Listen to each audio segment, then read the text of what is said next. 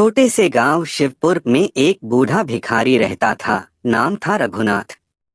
झुर्रियों से भरा चेहरा, फटे पुराने कपड़े और हाथ में एक पुराना कटोरा। रघुनाथ हर दिन मंदिर के बाहर बैठता, लोगों से भीख मांगता और जैसे तैसे पेट भरता। लोग उसे तिरस्कार की नजरों से देखते। कोई दया दिखाता, कोई नजरअंदाज कर देता। लेकिन रघुनाथ को इसकी आदत हो चुकी थी। उसने अपनी किस्मत को स्वीकार कर लिया था। हम जैसे लोग गरीब पैदा होते हैं, गरीब ही मरते हैं, रघुनाथ अक्सर खुद से बड़बड़ाता। लेकिन एक दिन कुछ ऐसा हुआ जिसने उसकी सोच और किस्मत दोनों बदल दी। अचानक आई रोशनी की किरण। एक दिन गांव में एक साधु बाबा आए। वे मंदिर के बाहर कुछ समय रुके और लोगों को प्रवचन देने लगे। रघुनाथ भी वहां बैठा था, अपनी कटोरी लिए। बाबा ने कहा, हर इंसान के अंदर ईश्वर ने असीम शक्ति दी है, लेकिन वो शक्ति तभी जागती है जब हम अपनी सोच बदलते हैं। रघुनाथ ने पहली बार ध्यान से किसी की बात सुनी। बाबा बोले, अगर भिखारी यह सोच ले कि वह भी कुछ कर सकता है तो उसकी जिंदगी बदल सकती है। रघुनाथ के मन में एक सवाल उठा, क्या मैं भी कुछ कर सकता हूं? सोच में आया बदलाव। उस रात रघुनाथ चैन से सो नहीं पाया। पहली बार उसने खुद से पूछा, क्या मैं हमेशा यूं ही भीख मांगता रहूंगा? सुबह उठते ही उसने तय किया, अब कुछ बदलना है।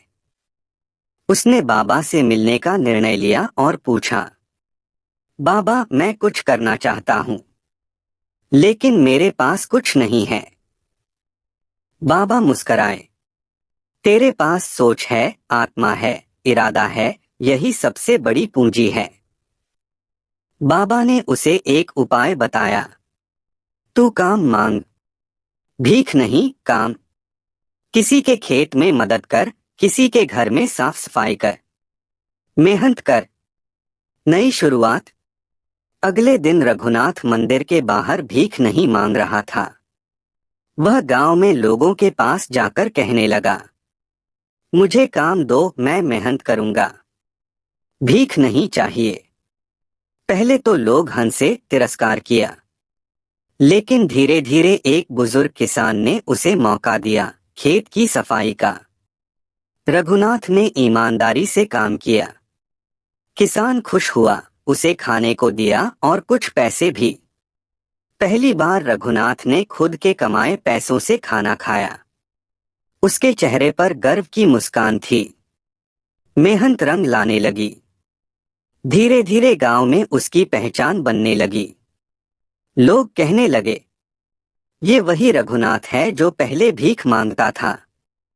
अब वह सुबह सुबह खेतों में काम करता, फिर घरों में झाड़ू पोछा।